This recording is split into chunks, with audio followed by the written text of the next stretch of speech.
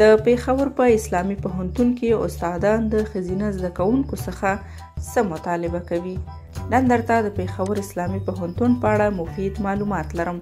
تمه ده تر پایه راسره پاتې شئ او زما چینل در سره سبسکرایب کړئ. وایي د پېښور په اسلامي پوهنتون کې ښځینه زده کوونکو تور پورې کړی چې د یاد پوهنتون استادان دوی نه د نمرو په بدل کې نامشروع غوښتنه کوي. د پېښور اسلامي پوهنتون ښځینه محصلینو په یوه اعتراضي غونډه کې وویل چې د دې پوهنتون استادان ترې نامشروع غوښتنې کوي.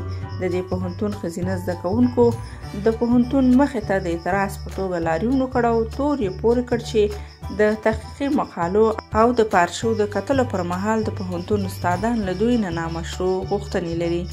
په ورته مهال د پوهنتون مسؤلینو ویلي چې د ښځینه محصلینو دغه ادعاوې به 3 ورځو کې وڅېړل شي.